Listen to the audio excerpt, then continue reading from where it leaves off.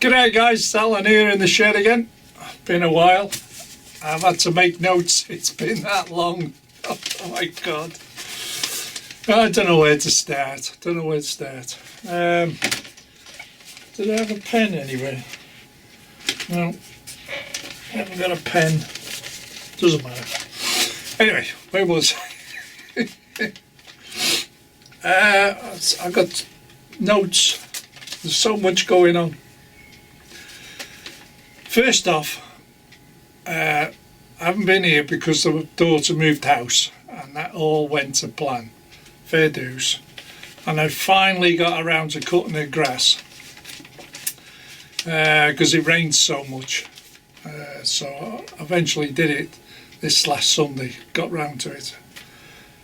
I filled a brown bin, you know, the recycling bins, filled one of them with her grass. Oh my god.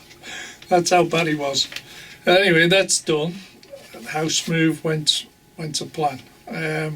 Secondly, I went to see a very nice nurse at the doctor's, as you do, because all my finger ends were cracking up. That's why I had plasters on last time you see me, because the IPA gets into a cut. Oh my god, does it hurt? Anyway, she checked it out. She says, oh, it's so and so. And she gave me an industrial size cream. It's like this big tub of cream. She says, I use that once a day. I thought, yeah, I'm not putting it all over my body. I'm only putting it on the ends of my fingers. It's only like this. Jesus. And then she gives me a steroid cream. She says, use that once a day. I thought, yeah, God knows what that'll do. I think my fingers are turning brown. Anyway, moving on. So, I'll get to this film in a minute. It's all about me 66s doing a parade, okay? Right, there's little things. I'd like to say hi to David Atkins. Apparently he's had a pacemaker either put in or he's had new batteries. I don't know, because they don't tell you everything. It's just what popped up on the screen this morning. So he's back to getting to 100%. He's like himself, and he gives tribute to Dave Strains up in Manchester for doing the Backman Boys series, which is spot on, Dave. Absolutely brilliant. And you know, he only lives 63 miles away from me.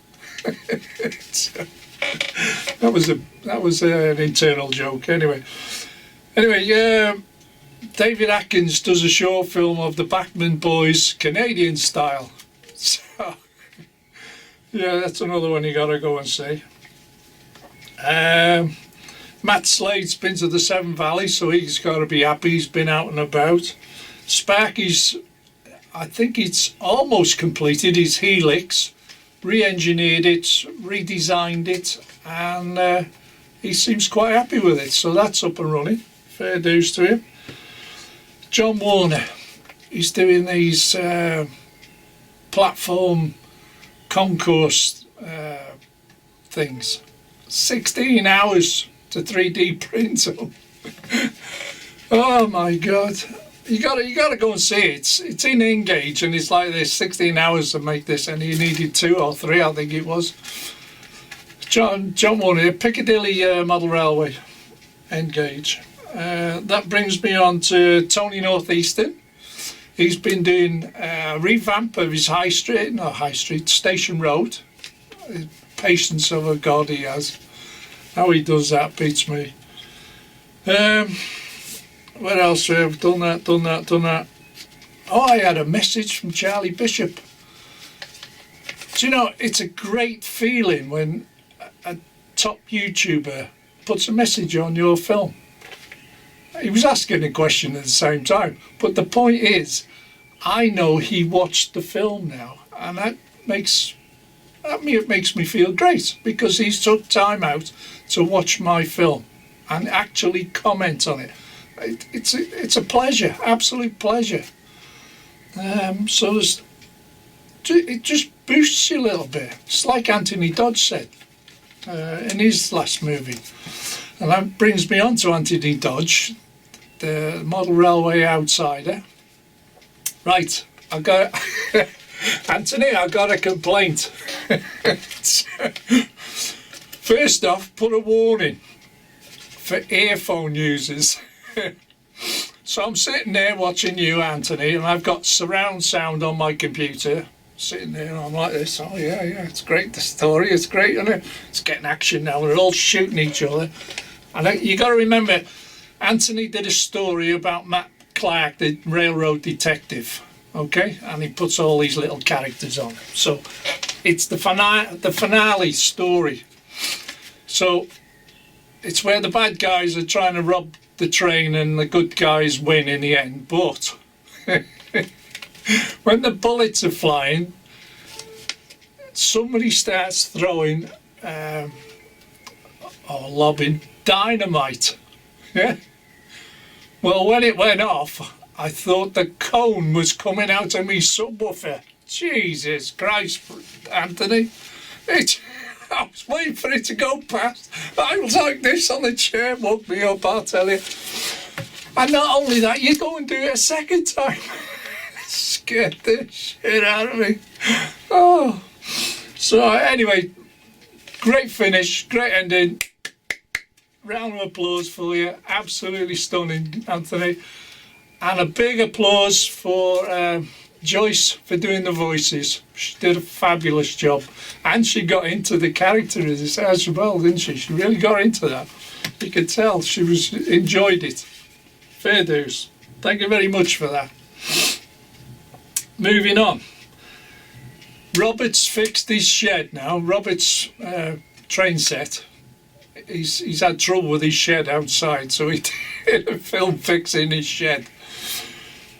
So I was thinking, I was watching Jim Davidson, the comedian, yeah? If you type in Jim Davidson on YouTube, it'll come up. He's been doing these cooking shows. There's a few ideas for you, Robert. Get into the Jim Davidson cooking show with his wok. He said he was cooking outside in the garden on one of these gas stoves, and he says you can melt tarmac with this thing. You could hear it roaring, you know, and he's putting the bits into the wok, you know, and he goes in the river. Oh my God, you have to watch it. So that brings me round to what else? I've done all that. Yeah, Susanna's sent me some stuff which will be in the next film. Susanna has very kindly sent me a double slip to fix me track, so that'll be in the next film and more updates, which brings me on to next updates to come now. That's done that. Oh, Iceland. I've gone off the Isle of Wight car ferry. It's been breaking down a lot lately. It's got boring. Fair dues the other day, the brand new P&O cruise ship coming on its maiden arrival onto Southampton. Very nice ship. Anyway, Iceland. Iceland the land, not the shop. There's a volcano going off, isn't there? Well, it has done for about a month now or more. And all the tourists go there. They're all there. Oh, all day and night they are. They're filming and all sorts, because it's virtually the land of the midnight sun now up there.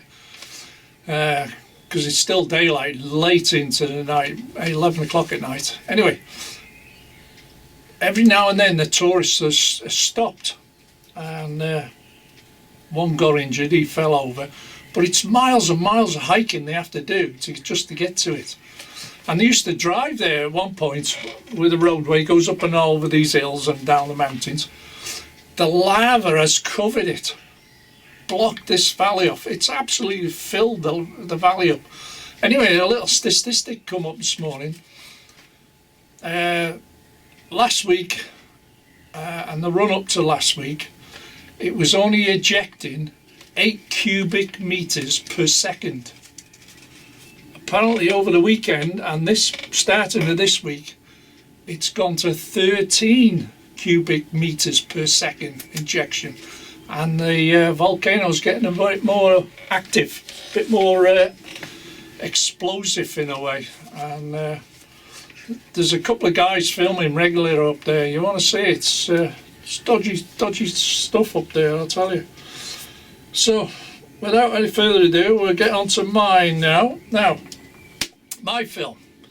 It's all about a 66 parade. Susanna started, well, I said, Susanna said I'll do one, she did hers, and she started off with 18, then she got 3 more, now she's got 1 more, so she's got 22 now. So I've only got 14, 12 running, 2 dummies, which is ample on here, absolutely ample. And a big thank you to John Dennis, who offered to lend me a few of his 66s to do this film. I am so glad, John, that I said leave it for now. Oh my God, I had nothing but chaos, absolute chaos. You try running 12, 14 trains with one controller on your own, watching the camera, it doesn't work, I tell you. So this film is clips of the best clips I could recover from the chaos I had. So, and I've put music to it, it enhances it. And there's one section of the film where I've taken a clip from an older film of the 66s working, just to fill up the film a little bit. But at one point I had all these hobies coming down here through into the station. So I'm up here where the camera is and I'm filming the portal coming from outside, trying to work the controls, you know.